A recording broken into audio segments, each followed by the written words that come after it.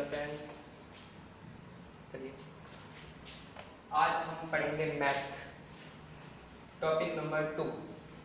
ठीक है, let's start. देखिए, इससे पहले हमने पढ़ा था sets, equal sets, empty sets. आज हम पढ़ेंगे सबसेट के बारे में। सबसेट क्या होता है? ठीक है, a set P is said to be a subset of set Q if every element of set P is also an element of P। Subset क्या होता है? सबसेट देखिए, a set, एक सेट है P, एक सेट है Q। P के जितने भी एलिमेंट होते हैं वो अगर Q सेट में होते हैं तो P सबसेट Q। जैसे एग्जांपल देखिए,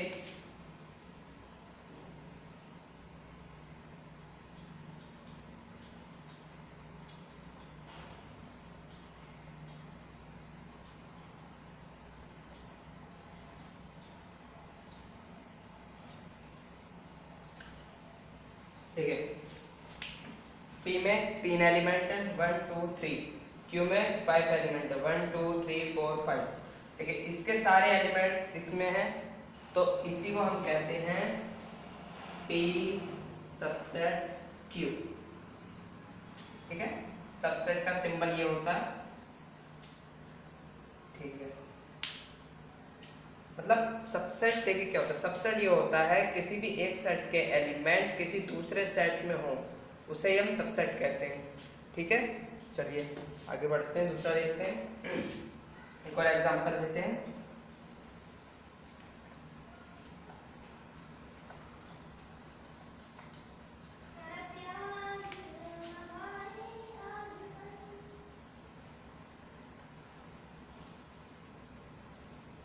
एग्जांपल, ठीक है, let A and B A E I O U. ठीक है, ए में कितने एलिमेंट है? 3, ए ई आई। बी में कितने एलिमेंट है? 5, ए ई आई ओ यू। ठीक है, तो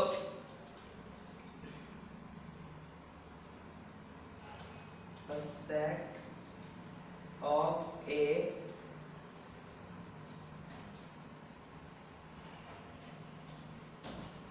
also an set of B।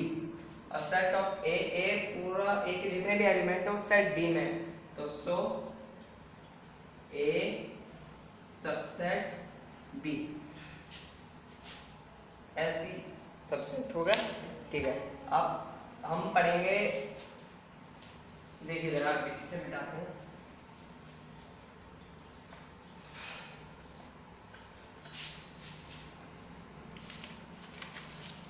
अब हम पढ़ेंगे पावर ऑफ सेट के बारे में। पावर ऑफ सेट क्या होता है? ठीक है, दूसरा पावर ऑफ सेट। ठीक है,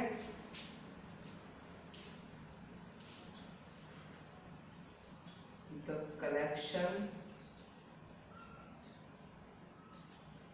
of all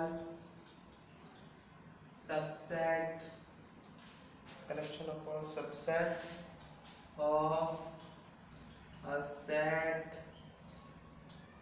A is called power of set।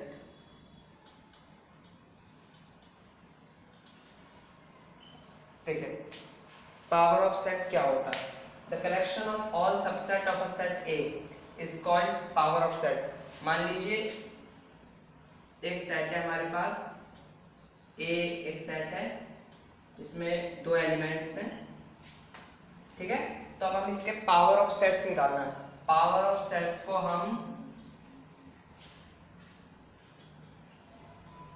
इससे भी डिनोट किए, इसे कहते हैं पावर ऑफ सेट कहते हैं, इसे पावर ऑफ सेट ऑफ ए। ठीक है, तो हमें अब इसके पावर ऑफ सेट निकालना है। तो देखिए एक तो आपको एम्प्टी सेट पढ़ाया था, तो एम्प्टी सेट क्या होता है? एम्प्टी सेट तो हर सेट में होता ही होता है। तो पहला हमारा सेट जो हो जाएगा 5, ठीक है। दूसरा हम देखेंगे, दूसरा हमारा एक ये हो जाएगा 1, फिर दूसरा 2, ठीक है। अब तीसरा 1, 2, ये हो गया हमारा 1 2 3 4, यानी इसके पावर ऑफ सेट कितने?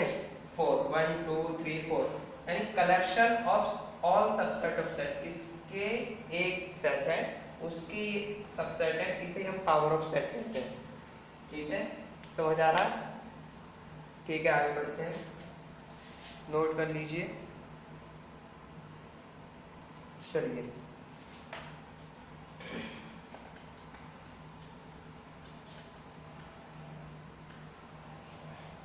सेकंड वीडियो है ये मेरी मैथ की। इसे हम 3 टॉपिक में खत्म करेंगे सेट चैप्टर को। यूनिवर्सल ऑफ सेट क्या होता है?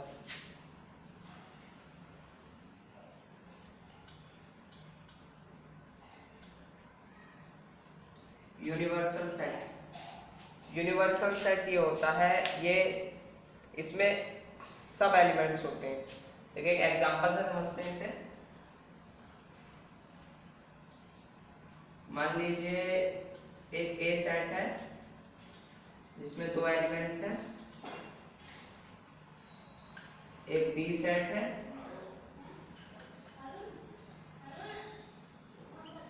जिसमें 3 एलिमेंट्स हैं,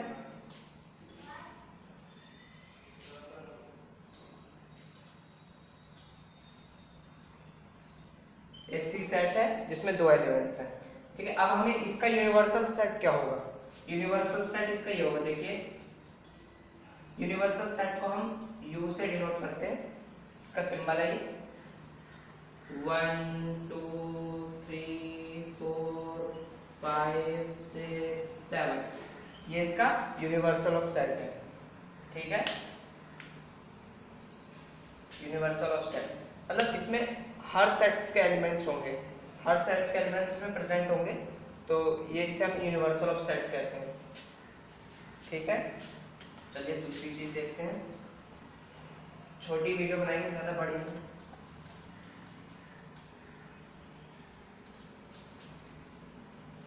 अच्छा, तो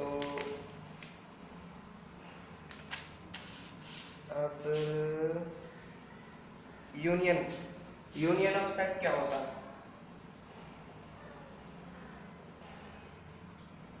union of set, union of sets, देखिए यूनियन ऑफ सेट्स क्या होता है? दैट एक 2 सेट है हमारे पास, देखिए एग्जांपल जैसे देखते हैं, एग्जांपल से लेट ए इक्वल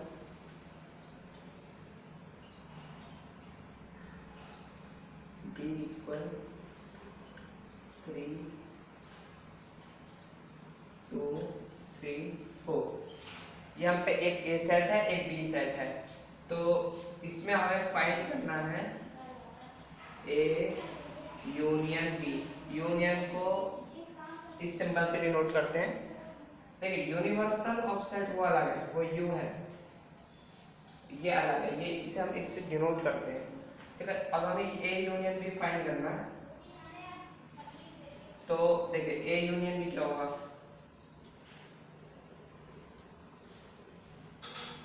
1 2 3 4, ठीक है। इसमें कितने एलिमेंट्स थे? 2, इसमें कितने एलिमेंट्स थे? 3, 5, टोटल कितने हुए? 5 एलिमेंट्स, यानी इसका यूनिवर्सल ऑफ सेट तो 5 एलिमेंट्स का होगा, ठीक है। अब इसमें क्या देखिए ए यूनियन बी निकालना है। यूनियन में क्या होता है, 2 सेट्स में अगर कोई कॉमन एलिमेंट्स है, दोनों में जो सेम एलिमेंट्स है वो हम इसमें रिपीट नहीं करेंगे। यूनियन ऑफ सेट में कभी रिपीट नहीं होगा एलिमेंट, अगर दोनों में कोई कॉमन एलिमेंट्स है तो उसे हम एक ही बार लिख सकते हैं, रिपीट नहीं करेंगे, तो ये इसे इसी को हम यूनियन कहते हैं, ठीक है। ए यूनियन बी, ये हमारा ऐसे सेट हो गया। एक एग्जांपल और लेते हैं,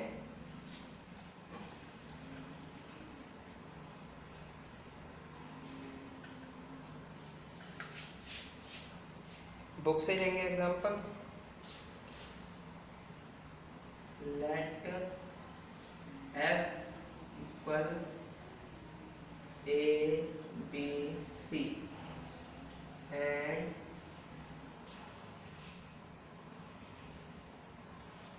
are equal B C D E. हमें क्या फाइंड करना है, S union R. S union R find करना है हमें। चलिए निकालते हैं, एस यूनियन आर। ठीक है, ए बी सी डी ई 3 और 7 एलिमेंट्स हैं, निकालते हैं। ए एक है, 20 में है, 20 में है, तो इसे एक बार लेंगे, रिपीट नहीं करना, बस इसमें ये ध्यान रखना होता है, रिपीट नहीं करना किसी भी एलिमेंट्स को। सी डी ई, देखिए ये हो गया हमारा एस यूनियन आर। इसे ही हम यूनियन ऑफ सेट्स कहते हैं। समझ आई है? पिछले वीडियो में मेरी आवाज़ थोड़ी वैसी थी, कम आ रही थी, लेकिन इसमें साउंड सही आ रहा होगा। चलिए अगला देखते हैं।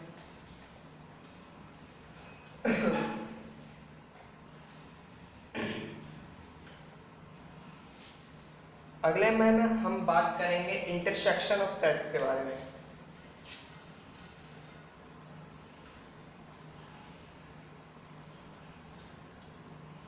Intersection of sets, intersection of sets क्या होता है? देखिए इंटरसेक्शन ऑफ सेट, इसे भी एक एग्जांपल समझेंगे, डेफिनेशन कोई नहीं है इसकी, एग्जांपल से समझेंगे इसे। लेट पी, एक पी हमारा सेट है जिसमें एलिमेंट है हमारे 1 और 2 और 3, एंड एक एलिमेंट, एक सेट है हमारे पास Q जिसमें एलिमेंट्स हैं हमारे 2, 3, 4 और 5। दो सेट्स हैं हमारे पास P एंड Q। हमें इसका क्या फाइंड करना है, A intersection P intersection Q। इसको हम इस सिंबल से डिनोट करते हैं, इसे हम इंटरसेक्शन कहते हैं। चलिए देखिए P, ये P में 3 एलिमेंट्स हैं और Q में 4 एलिमेंट्स हैं, टोटल में 7 एलिमेंट्स हैं। ठीक है, यानी इसके जो, अब हमें निकालना P इंटरसेक्शन Q। ठीक है, ठीक है।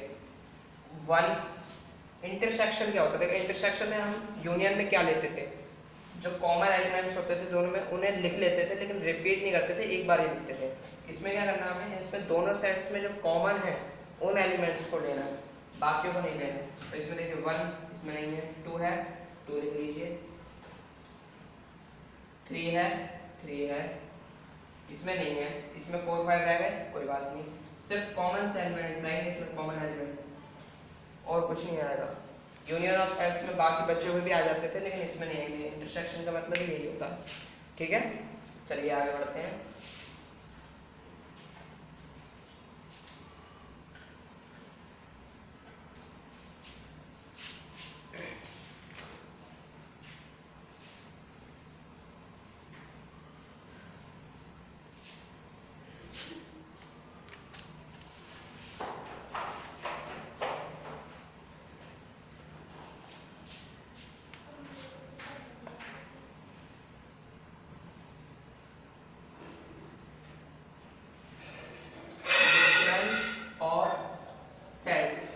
डिफरेंस ऑफ सेट्स क्या होता है?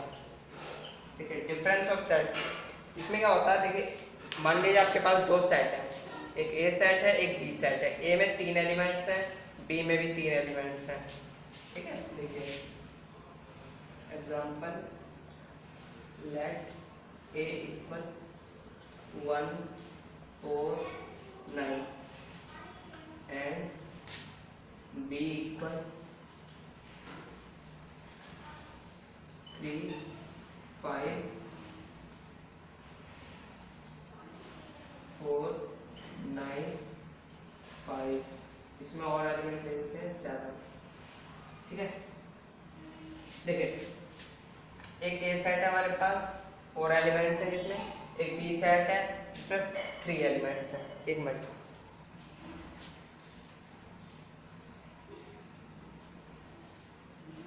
जी देखिए, इसमें 4 एलिमेंट्स हैं, इसमें 3 एलिमेंट्स हैं। डिफरेंस ऑफ सेट्स क्या होता है? डिफरेंस ऑफ सेट्स क्या होता है? ए माइनस बी, मतलब ए में से बी को माइनस करना। बी में जितने भी एलिमेंट्स हैं वो ए में, देखिए बी के एलिमेंट्स जो होंगे ए में होंगे, तो बी के एलिमेंट्स को मैं टर्मिनेट कर देना। ठीक है, देखिए समझिए, ए माइनस बी, देखिए 1497 495, 5 हटाइए, 4 इसमें है, 9 भी है, इन्हें हटा दीजिए। क्या अब इसमें 5 बचा, इसमें क्या बचा? 4 9 हटा तो 1 और 7 बचा, 1 7। ये हो गया इसका डिफरेंस ऑफ सेट्स। मतलब बी के एलिमेंट्स को हमें हटा देना, बी के एलिमेंट्स को तो लिखना ही नहीं है, और अगर बी के एलिमेंट्स ए में भी हैं तो ए में से भी हटा देंगे एलिमेंट्स। ठीक है, इसे हम डिफरेंस ऑफ सेट्स कहते हैं। दूसरा देखते हैं,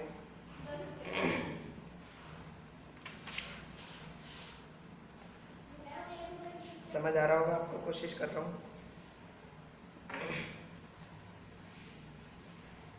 complement of sets, complements of set क्या होता है? ठीक है, चलिए वीडियो ज़्यादा बड़ी हो जाएगी।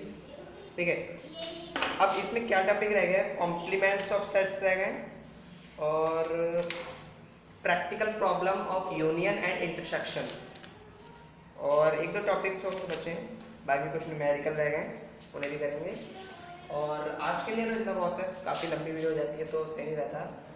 ठीक है, देखिए देखिए एक बात समझिए, हम जितनी बार प्रैक्टिस करेंगे जिस चीज़ की, हमें उसकी उतनी अच्छी नॉलेज होगी। समझ रहे मेरी बात को? मतलब आप न्यूमेरिकल कीजिए, क्वेश्चंस कीजिए। ठीक है, आप एक क्वेश्चन कर रहे हैं, वो उससे काम नहीं होगा, आप उसी एक क्वेश्चन के बेस्ड पर 10 क्वेश्चन कीजिए। ठीक है, ऐसी एक नई वीडियो लेके आएंगे, इस बार फिजिक्स की आएगी। Thank you so much.